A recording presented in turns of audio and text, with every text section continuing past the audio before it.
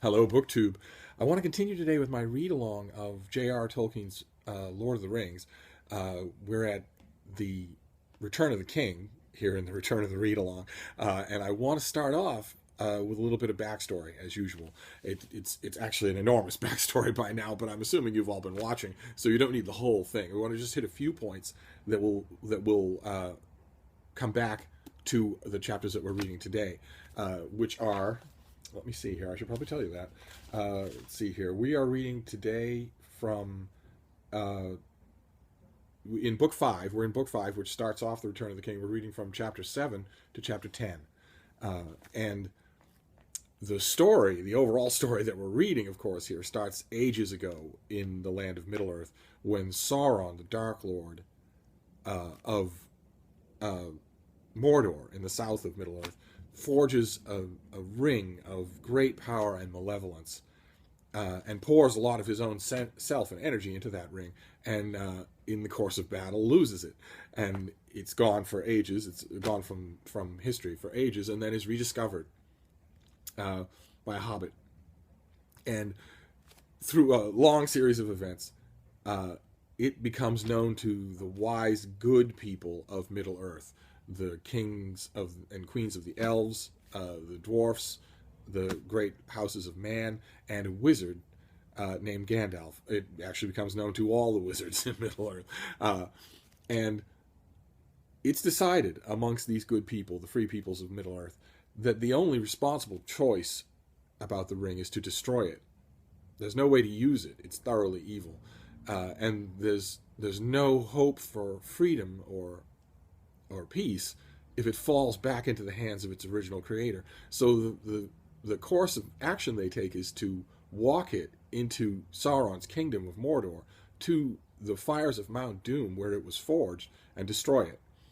And a company sets out to do that. 9 walkers in the Fellowship of the Ring. And that company is Frodo Baggins, the actual bearer of the ring, his friend and retainer Sam, their 2 hobbit friends, Merry and Pippin, Boromir, a warrior man of Gondor, the great human kingdom of Gondor, Aragorn, who on the surface is a sort of ragged ranger, but is in reality the heir to the throne of Gondor, and the whole kingdom of the West for men, and also Legolas the elf, and Gimli the dwarf, and Gandalf the wizard. And the company no sooner sets out than they're beset by disaster.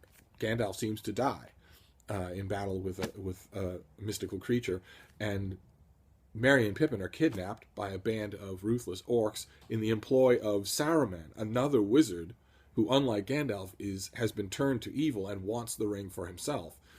And worst of all, maybe, of all these catastrophes that befall the Fellowship of the Ring, at one point, Boromir, acting what he thinks are good intentions, says, "We have the ultimate weapon. It's fallen by chance into our hands. Surely we're meant to use it against the enemy."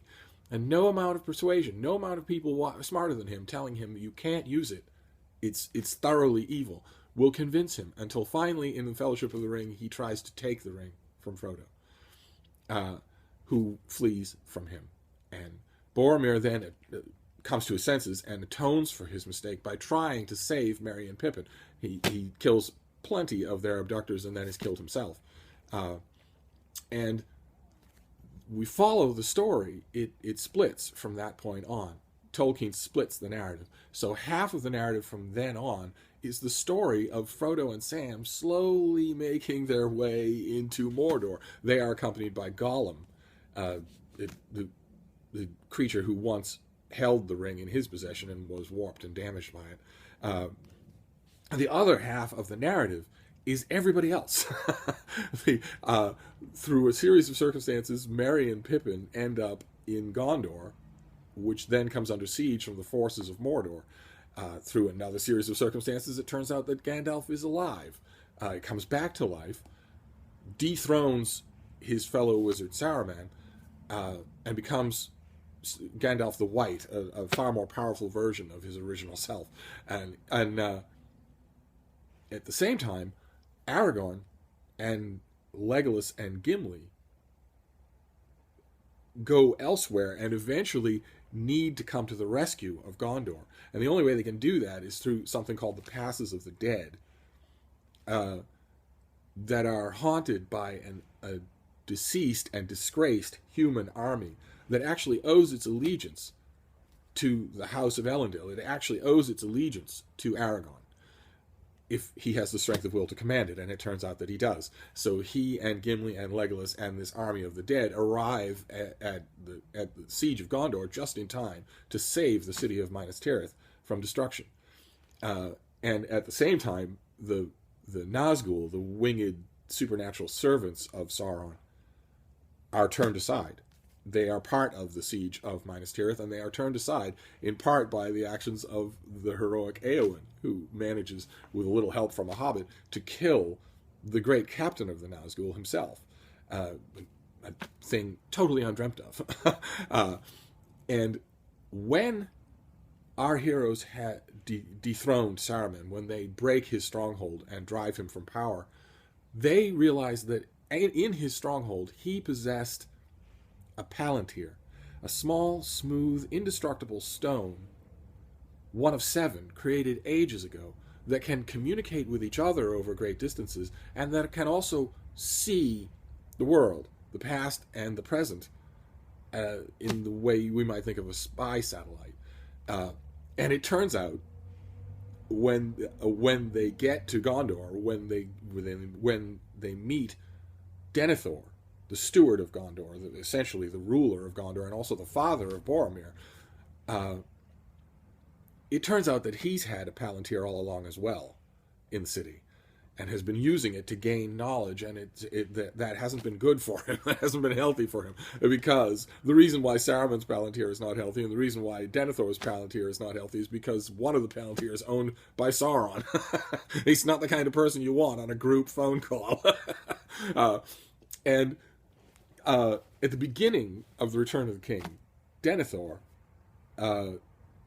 who's been unseated by his grief over Boromir's death, and also driven a little further by his contact with Sauron, kills himself.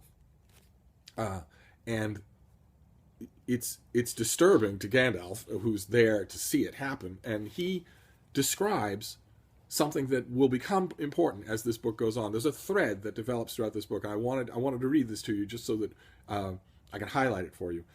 He says, though the stewards deemed that it was a secret kept only by themselves, long ago I guessed that here in the White Tower, one at least of the 7 seeing stones was preserved.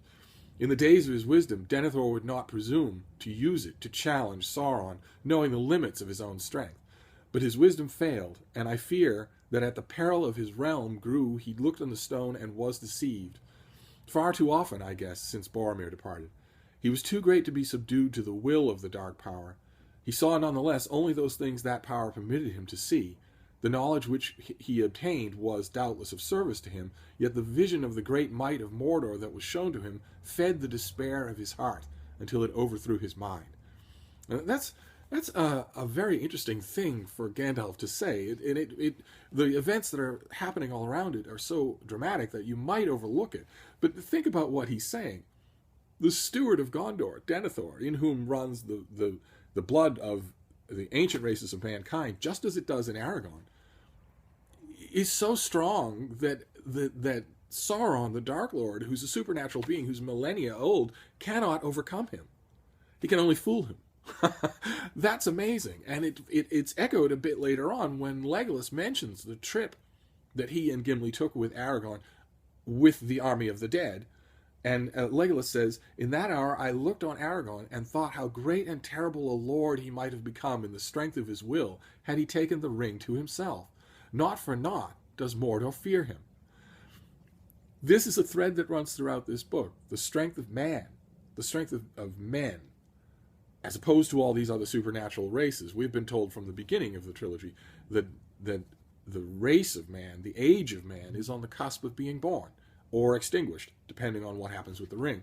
And those are two sort of glancing mentions of the power that is still present in some of the races of man on Middle-earth. I think that's interesting. But eventually, these chapters that we're reading here come down to the moment of truth. They eventually come down to the moment of truth, where the good guys have to decide what they're going to do. They have beaten back an assault on Minas Tirith. They have defeated the captain of the Nazgul. They have won a temporary reprieve at great cost from the onslaught coming from Mordor. And they gather in a chapter called The Last Debate to talk over what their next course of action should be. And it's a great chapter. There's one of these in each of the three parts of The Lord of the Rings, a chapter that is all dialogue and that is still thrilling. It's because Tolkien does it so well. And I thought if you'd indulge me, I would read you a large chunk of it because it's crucial to the rest of the book. Gandalf and a bunch of other characters, a bunch of the leaders of the West, are gathered together to discuss what they should do. My lords, said Gandalf, listen to the words of the steward of Gondor before he died. You may triumph on the fields of the Pelennor for a day, but against the power that has now arisen there is no victory. I do not bid you despair, as he did, but to ponder the truth in these words. The stones of seeing do not lie, and not even the Lord of Barad-dûr can make them do so. He can, maybe, by his will, choose what things shall be seen by weaker minds, or cause them to mistake the meaning of what they see. Nonetheless, it cannot be doubted that when Denethor saw great forces arrayed against him in Mordor, and more still being gathered, he saw that which truly is. Hardly has our strength sufficed to beat off the first great assault. The next will be greater. This war, then, is without final hope, as Denethor perceived. Victory cannot be achieved by arms. Whether you sit here to endure siege after siege, or march out to be overwhelmed beyond the river, you have only a choice of evils, and prudence would counsel you to strengthen such places as you have, and there await the onset. For so shall time before your end be made a little longer. And one of the princes protests, then you would have us retreat to Minas Tirith, or Dol Amroth, or to the Dunharrow, and sit like little children or on sand castles as the tide is flowing? That would be no new counsel, said Gandalf. Have you not done this and little more in all the days of Denethor? But no, I said this would be prudent. I do not counsel prudence. I said victory could not be achieved by arms. I still hope for victory, but not by arms. For into the midst of all these policies comes the Ring of Power, the foundation of Barad-dûr, and the hope of Sauron. Concerning this ring, my lords, you now know enough for understanding of our plight, and of Sauron's. If he regains it, your valor is in vain, and his victory will be swift and complete, so complete that none can foresee the end of it while this world lasts. If it is destroyed, then he will fall, and his fall will be so low that none can foresee his arising ever again. For he will lose the best part of the strength that was native to him in his beginning, and all that was made or begun with that power will crumble, and he will be maimed forever, becoming a mere spirit of malice that gnaws itself in the shadows, but cannot again take shape. And so a great evil of this world will be removed. Other evils there are that may come, for Sauron himself is but a servant or emissary. Yet it is not our part to master all the tides of the world, but to do what is in us for the succor of those years wherein we are set, uprooting the evil in the fields that we know, so that those who live after may have clean earth to till. What weather they shall have is not ours to rule. Now Sauron knows all this, and he knows that this precious thing which he has lost is found again. But he does not yet know where it is, or so we hope. And therefore he is now in great doubt, for if we have found this thing, there are some among us with strength enough to wield it. That, too, he knows. For do I not guess rightly, Aragorn, that you have shown yourself to him in the stone of Orthanc? And Aragorn answers him, I did so ere I rode from the Hornburg. I deemed that the time was ripe, and that the stone had come to me for just such a purpose. It was then 10 days since the ring-bearer went east from Rhoros, and the eye of Sauron, I thought, should be drawn out from his own land. Too seldom has he been challenged since he returned to his tower. Though if I had foreseen how swift would be the onset of his answer, maybe I should not have dared to show myself. Bare it was that I had time to come to your rescue. But how is this? Asks another chieftain who's there. All is vain, you say, if he has the ring. Why should you think it not vain to assail us, then, if we have it?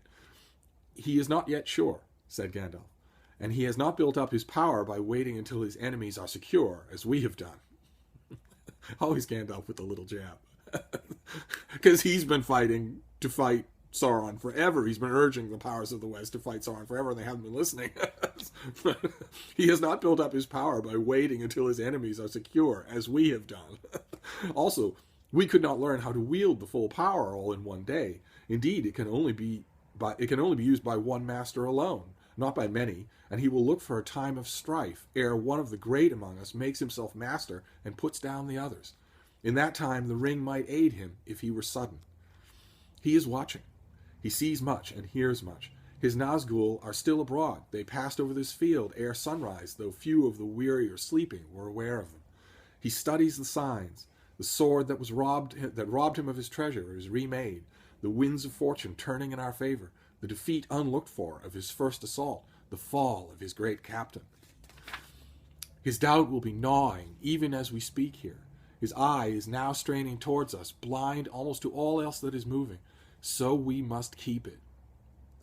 Therein lies all our hope. This, then, is my counsel. We have not the ring. In wisdom or great folly it has been sent away to be destroyed, lest it destroy us. Without it we cannot by force defeat his force. But we must at all costs keep his eye from his true peril. We cannot achieve victory by arms, but by arms we can give the ring-bearer his only chance, frail though it may be. We must walk open-eyed into that trap, with courage but small hope for ourselves. For, my lords, it may well prove that we ourselves shall perish utterly in a black battle far from the living lands, so that even if Barad-dûr is thrown down, we shall not live to see a new age. But this, I deem, is our duty. Better so than to perish none the less, as we surely shall if we sit here, and to know as we die that no new age shall be. And that is the sum of Gandalf's counsel, is we must march to certain death to prolong the chances of the ring-bearer, to destroy the ring, for a future age we won't see. It's a very it breathes a kind of doomed heroic courage that would have been very familiar to Tolkien, the veteran of World War I, and everybody agrees. There is no dissent.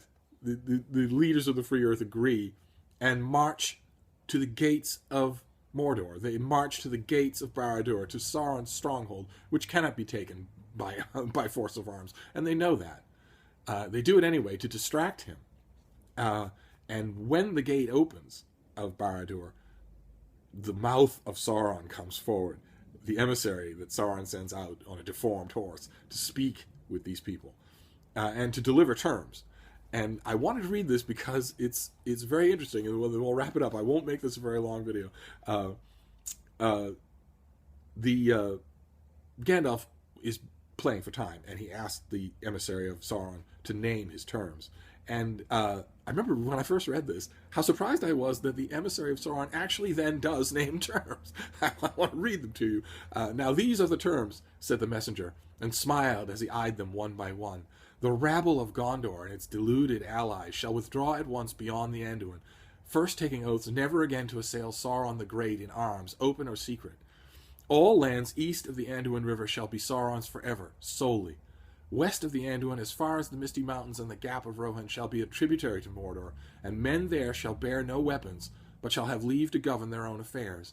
But they shall help to rebuild Isengard, which they have wantonly destroyed, and that shall be Sauron's, and there his lieutenant shall dwell, not Saruman, but one more worthy of trust. Looking in the messenger's eyes, they read his thought. He was to be that lieutenant, and gather all that remained of the West under his sway. He would be their tyrant, and they would be his slaves.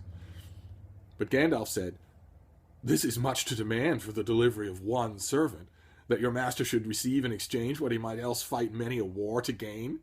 Or has the field of Gondor destroyed his hope of war, so that he falls to haggling? And if indeed he rated this prisoner so high, what surety have we that Sauron, the base master of treachery, will keep his word? Where is this prisoner? Let him be brought forth and yielded to us, and then we will consider these demands." It seemed then to Gandalf, intent, watching him as a man engaged in fencing with a deadly foe, that for the taking of a breath the messenger was at a loss. Yet swiftly he laughed again. "Do not bandy words in your insolence with the mouth of Sauron. Surety you crave, Sauron gives none. If you sue for his clemency, you must first do his bidding. These are his terms. Take them or leave them." And of course, our heroes leave them. They don't, in the end, agree to any of that, and the gates of Mordor open, and the flood of Sauron's forces pours forward to surround them and annihilate them. And Tolkien ends it before that happens. He ends it in the pitch of battle, and that's where we stop for today. Unbelievably, unbearably, the narrative then goes back to Sam and Frodo, so that we don't know what's happening at the gates of Mordor. Instead, we follow them, and that's what we'll do next time. But I want to make a couple of comments this time, in addition to the thread that I pointed out of that there is still a tremendous power in the lineage of man.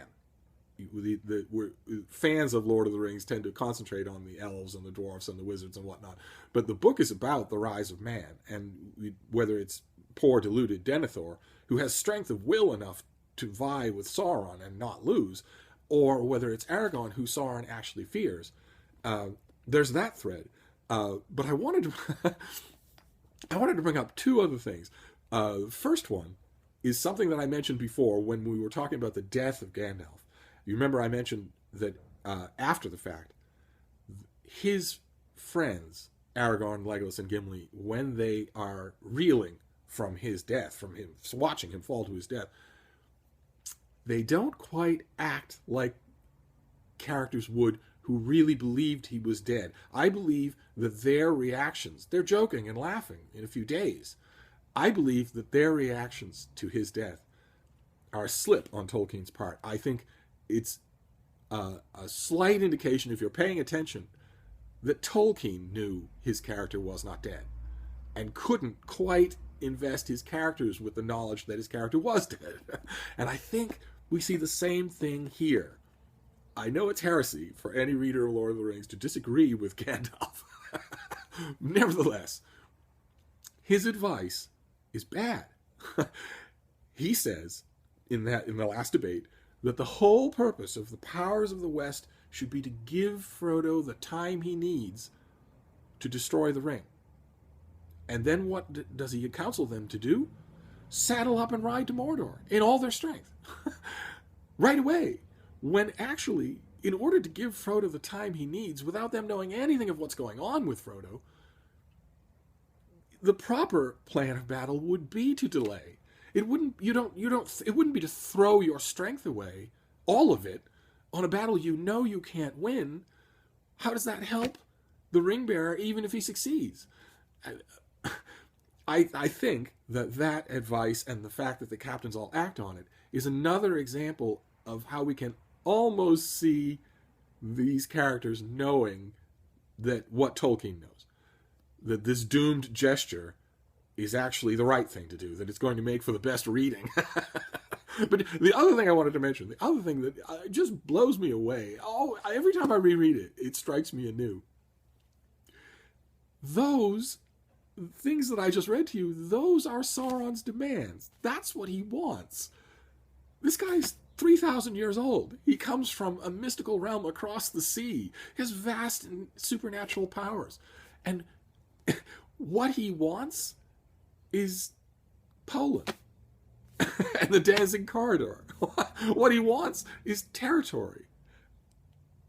Territorial concessions. He wants everything up to here, but not after that. After that, you're free to run your own affairs as long as you pay me tribute. Before that, everything's mine, and everybody is mine. One of the most strenuous demands that this evil character of all evil characters makes is a civic renewal project. I remember reading it and thinking, this is the best you can do? This is what you want? Every major Sauron character ripoff in epic fantasy that happens after this book wants something much worse. They want the ultimate destruction of life. They want to own and torture souls in the netherworld for the rest of time, with maybe a bunch of souls watching the other souls get tortured. They want to deform creation, or warp it, or warp the beings that are in it.